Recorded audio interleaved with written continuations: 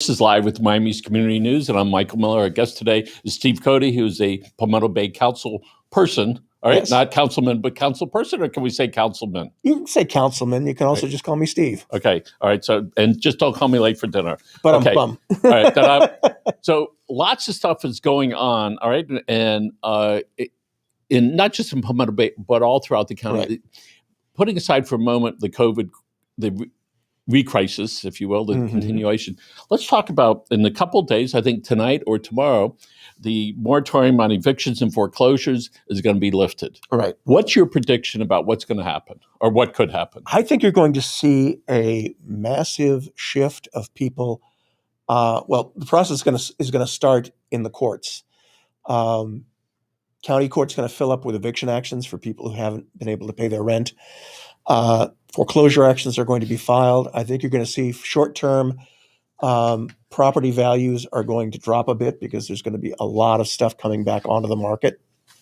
And we're going to be having to deal with homelessness because a lot of people who are going to be evicted don't have relatives or parents, friends that they can move into temporarily.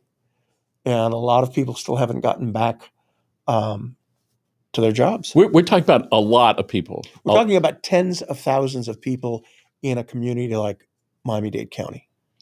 And it cuts across every economic level. You're going to see it in Palmetto Bay, which is a fairly affluent community. You're going to see it in Pinecrest, which is a very affluent community. In Key Biscayne, you're going to see it in Miami Beach. Runs the gamut from the very rich down to service workers. People at every strata are going to be facing. So if somebody hasn't paid their rent, let's say it was $2,000 a month and it's been 6 months, all right? So that's $12,000 that they didn't put out for whatever reason. The small landlord, and most of them are small landlords, and they typically have mortgages on there, and so they might be making $300, $400, $500 a month. And if they are current on their mortgage, they've been putting out of their pocket. Right. Let's just say 80% of that. So I know that there's theoretically some money for landlords, all right? But the small guy, all right, he's hurting too, all right? Which there may be this trickle down. But does this mean that the tens of thousands of people, it's just going to be a shuffle? They're going to go to different landlords? Or how does that work? And in 2 months from now, if you have 10,000 people, 10,000 families, all right, that are not living where they are today, where do they go? Well, it will be a reshuffling. You'll find people who were in, let's say, a fairly affluent place going to some place that's not as affluent, more affordable for the income level that they're in. You're going to see a lot of people doubling up. Some of our zoning provisions in some communities don't allow sharing a house with non-family members. Those are going to be challenged. Things are going to get tied up in the courts. Judges will get very, very impatient. They did this during the last foreclosure crisis that we had. A lot of judges didn't want to hear defenses of people who were living there and wanted to raise certain things. It was like... And with the due process part, they're entitled to their day in court. They are. All right. They are, but it almost becomes a mass trial situation. So I just can't imagine what it's like for the judge to hear it's eighth one during the day with the same thing. The tenant didn't pay the money, all right? And the landlord, all right, is hurting, or maybe not hurting, and I'm not sure that's a consequence, all right? And then and the tenant throws him or herself on the mercy of the court saying, I've got little kids, I don't have a job, what am I supposed to do? And for the judge, sometimes it's a very tough choice to say, I empathize with you, but... So we had an apartment where the guy didn't pay for a long time, this a couple of years ago. The police came, took all their stuff out. They had 2 or 3 kids. They were sitting in the parking lot of the condo association. Fortunately, the manager of the condo association called kids, whatever, and they picked up the kids and the mom and put her into a place, right? And gave her Section 8 and food stamps, et cetera, which was a wonderful resolution, for that. So does that mean some of these may be going back to the county for the first time, or going to the county for the first time? We have no money. We got kids. What are you going to do for us? Right, and that's going to be a big crisis because people are then going to turn to the county and say, well, what do? We did, and rightfully we did, a lot for the people of Surfside when their condo collapsed, Champlain Towers 2 or South. We're going to have that kind of rollout of action for this new group of homeless people. So it may behoove the county, and I think I've started reading some stories about that, where it may behoove the county just to try to take care of that now instead of taking care of it in a month from now or 2 months from now or 3 months from now. Well, the county definitely needs to start addressing the problem and lining up the resources. Unfortunately, in this country, a lot of our politics is driven by what is a fire-raging crisis at the moment, and that's what we focus on. We don't do a whole lot of long-term planning. But then, just for a moment, if we could regress a little bit to look at our new mayor, Cava's Mayor Cava, she was elected in November, if I remember right. All right. Mm-hmm. So since then, dealing with the COVID crisis, and then just as we thought it was safe to go outside, we have the collapse in Surfside, another crisis, and now we have this fourth wave. Right. Yeah. And so that's the immediacy of it, but yet there is also this long-term stuff. So it's hard to be, here today and also to deal with things for tomorrow. We know that there's an affordable housing crisis. I don't know what affordable means anymore, but it's more money than the people can realistically pay. Right. So, and each of the cities, from what I understand, need to or should be having with the new apartments that are being built a certain percentage of those of worker housing. Okay. Yep. And even when I hear those figures, what it is, and I remember $700 a month rent was like, okay, you could get a nice place for that.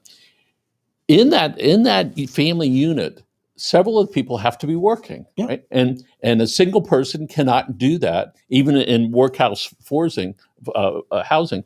So they must figure out how to get these people employed, and they're productive, how to take care of the future. And speaking of the future, the county, one of the county commissioners, Oliver Gilbert, has a proposal for conversation about changing some of the density in the county, as well as proposed in different cities, in South Miami, Pinecrest, Palmetto Bay, up north. All right, let's talk about that for a little bit. Sure.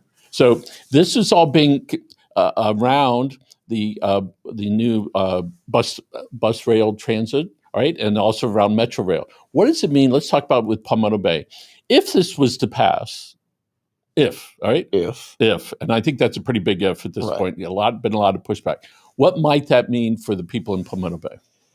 Well, one of the problems we have is that there is not a clearinghouse you can go to say what is the proposal, because discussions are being had.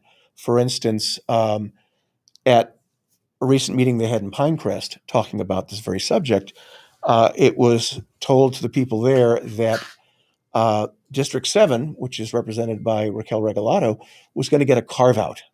They weren't going to be affected, but it was going to affect District 8, which is represented by Danielle Cohen-Higgins, and by Keone McGee down in District 9, which goes all the way down to Florida City.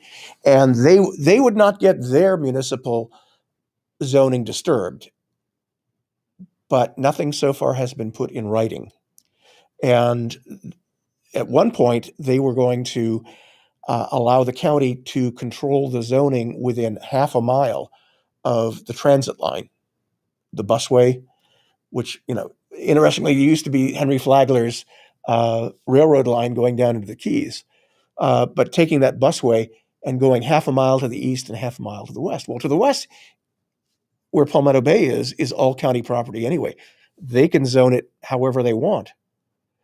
To the east, however, if you start right at 136th Street, our northernmost border, that takes it all the way into, I believe, 82nd Avenue. And so the proposal, if would mean that it's going to be higher density, all right, more apartments, less parking needed, so people would take it. And just for clarity, people can go to look up rapid transit zone in Miami-Dade County. They can see this proposal, which, from my understanding, it doesn't have much support, because it's pretty extreme from what I've gathered. Well, it's not only pretty extreme, but in my view, it violates the county charter. Years ago, I was the executive director, which was just a fancy word for being the entire staff of a group put together by Bill Sadowsky. Yes. As a young lawyer. But we had people like Dick Pettigrew, former speaker, Jeb Bush. We had Jim Humble, who was big in agriculture. We had just a lot of political superstars. And we came in and did a review of Dade County government. And one of the things we looked at was zoning. Now, the amendment that was passed in 1955, the Home Rule Amendment to the Florida Constitution, gave a lot of powers that could go in the charter. The charter we adopted in 57, the same year I was born, said, well, we have to respect municipal zoning. So I think that the challenge is that as much as the county wants to, or at least one commissioner wants to say that it would be a good thing for us to control density, and by the same token, saying that parking will be less in those areas so that people will be forced to use mass transit. The problem with that is that people love their cars, and they're going to be parking in the neighborhoods on the swales in the areas behind them. And so you're going to get a lot of congestion if this goes through. So, around metro rail stations throughout the county, developments are finally happening in a good way. In South Miami, they just put up 3 more stories, which will be on top of the parking garage, which would be for student housing. In Coral Gables, oh my goodness, all right, what's going on there? But there some areas in the county or maybe some north cities or south, where they go, hey, this would be great. It'd be great for our town because we'd have more people there, more people going to our restaurants, and people need to get transportation and live near where it is, and we want them to be able to work and get around. Well, but the original concept that they came up with, and what caused me a lot of alarm, was that the county was going to take the taxes on the increase in value of this increased density. So if the city zoning was 4 stories, and the county says, "Hey, let's do this," and it's 10 stories, right? Yep. All right. So what you're saying is the county would propose keeping the value of the top 6 floors, basically. But the problem with that is that we in the cities, though, still have to provide services to those people, like police. Like police, like parks. Various other things that a local government provides, and yet that money would be going to the county. It's not like the county would be stepping in and providing those services. They would turn to us and say, okay, this is your problem. So are there things that have occurred in the past that as a precedent for the county to be able to say, hey, listen, we're stepping in, all right? And it usurps a position in the city, but we know what's better regionally for us, so we're going to impose that on you. Well, ironically, if you look at what happened with MDX, the state stepped in and the state said, we're going to take over MDX because these are state highways and you can't control them. And by the way, there was a $300 million kitty that had been set aside for improving transit down here in Miami-Dade County that now has all gone up to areas north of here. So along that line, some people, concerning the bridge 87th Avenue, Palmetto Bay, there was a big stink about that, which is we don't want it in our backyard. But those are county roads well established. Right. Those were section line roads. Right. And so the city graciously offered input on that. But the citizens didn't want that. But the county came along and said, we're going to put that in there. Right. But that was already owned by the county. Right. That's different than city property in a city, right, that has, let's say, 4-story zoning and to go higher, which would be pretty significant. Right. So what do you think is going to happen concerning the rapid transit zone? This proposal that I've read that's sort of floating around right now. I hope that I called it when it initially came out at one of our meetings, the worst idea in the history of bad ideas. Because again, they were talking about taking the increase in value and that money being diverted to the county, giving them complete control. If it's immediately around a station, that might make a little bit of sense to say there's a zone, maybe not half a mile, but within a certain number of feet, yards, whatever, that they could control. But to say that half a mile, and now they're talking about, well, we're going to extend that where we're going to be able to intensify zoning within half a mile, and have an effect on an additional half mile. That would take a community like Pinecrest, and that would cover basically everything from US 1 out to the bay. So is it an They would economic lose their issue zoning. or is it a lifestyle issue? It's both. Right. It's both because So if the county said, no, listen, you zone it, you can go up to 10 stories, you can keep all the money. Would that change a little bit the thinking of the local government? I don't think so, because it is. You take a community like ours. We are a bedroom community of downtown. Most of our people commute into, or at least we did before the pandemic, commuted into downtown or other areas in the county. To say that you're going from being a bedroom community to a community that has to have more intense services. The island that we have where US 1 splits, we have designated for more intense development. So areas for restaurants, for higher level developments to go there. But to say, no, we're going to extend this into neighborhoods. But that's in the middle. So isn't that's not, is that in the county? No, that's Palmetto Bay. Okay. All right. Yes. Okay. So we know that zoning is a big issue in Palmetto Bay by virtue of the number of open locations there are. In some areas, there's very little, right? South Miami, there's very little. Right. South Miami didn't grow for 10 years. It's growing a little bit now because more apartments going in there. So let's talk about new subject. The state law was a new state law said that for the most part, the local code enforcement officers will not accept complaints unless it's verified who made the complaint. Right. There are some exceptions, public health hazard, life and safety, things like that. What's your thought about that?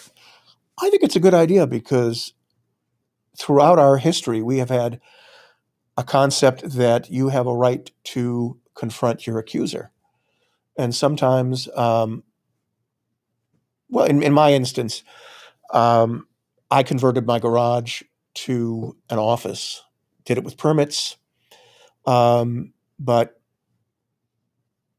I wasn't even running for office then. This is 20 plus years ago, but a political opponent of mine turned a complaint into the city, and they came out and they, did a bunch of inspections. They saw that, this thing that had been built under the county was fine.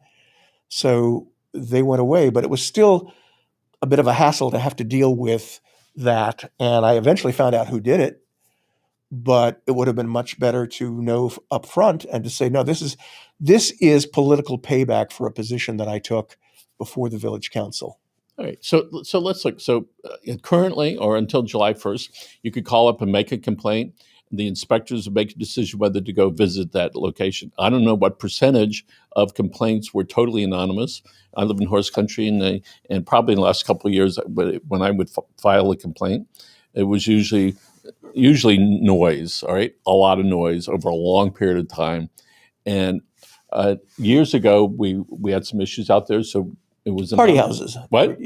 Issues with party houses. Yeah, exactly. Yeah. So, and recently they said, do you want this anonymous? I go, no, I want them to know. Yeah. I said, I'm a neighbor. All right. I'm tired of it. All right. Just tell them to comply with the rules. Whatever the rules are, we can all live with that. All right.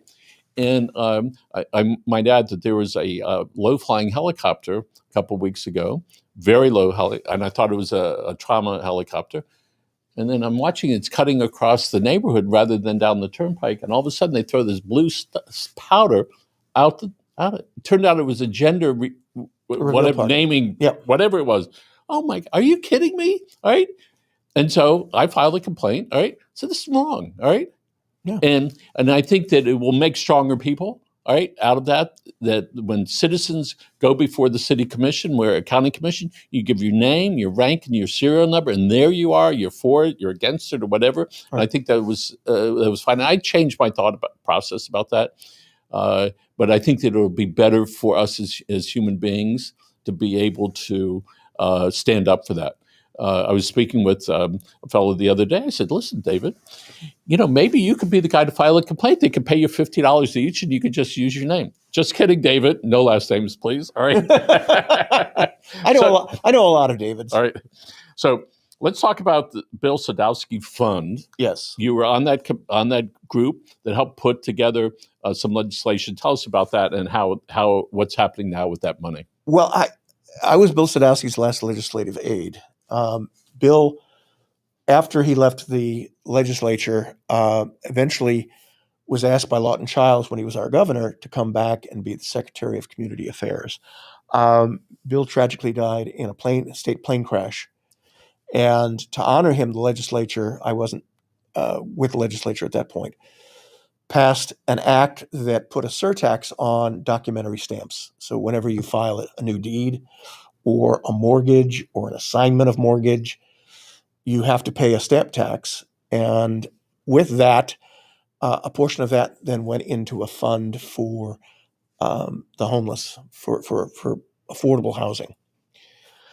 And over the years, because of all the economic activity in the state, you're talking hundreds of millions of dollars. And politicians always get a little bit, sticky-fingered and salivating when they see a large fund just sitting there. And it was sitting there because the legislature hadn't taken the proper initiative to put those funds to work for the intended. So the legislature has started pilfering money out of it. Right now, the realtors in Florida, to their credit, have put together a campaign to try to get a constitutional amendment on the ballot to say, no, the Sadowsky funds are going to be used for their intended purpose, and they can't be diverted to something else. Which is happening now. Which is happening now. Just a little. It's like we're taking a little bit off the top. We're giving this thing a trim, not a real haircut. So, and the Miami Board of Realtors, which is actually 3 counties or 4 counties, 52,000 members. Right. All right. They were trying to get enough signatures. I heard it was around 1 million signatures. Yep, statewide. And hopefully, even if it doesn't pass, all right, I mean, to get on there is to send a message to politicians. Listen, we need this money over here for the homeless, and we're paying for it. Let's make sure it gets spent on the right things. We got 2 minutes left. Okay. So speed round. Affordable housing I think that it is a disaster in the works. All right, and in the next couple months to a year, we're going to have about tens of thousands of people that are going to be just in Miami-Dade County, moving around a lot. Yep. That's with the eviction and foreclosures, which unless Congress or somebody does something next couple of days, it'll be a problem. Also, one of the things that we forget is that clogs up the court system, and it makes it harder for the other people that have other ways to other cases. The anonymous rule, which is, folks, you have a complaint about a neighbor, be a man or a woman. When you file a complaint, give your name and your phone number. You will feel better because of it. And also we have the rapid transit zone, which is going to be a really big stink. It's already in the works where a lot of the cities are speaking up. We don't want that. I heard a couple of cities are trying to negotiate something because they do want more development. Some cities do want more development, make it easier for the future for people can live and work near the transit work. And I think that's it for us, Steve Cody. Well, it was fun. It's been a while since I've been in. Yes. Look forward to it. And we look forward to watching you at Village Palmetto Bay. You can see them on Facebook for all their live, all that good stuff, all right? Mm-hmm. And enjoy you, and I'm glad you're speaking up. And we're going to wrap it up here. Tommy, thank you so much. Folks, thank you, Tommy. Have a great day, and thank you for your time.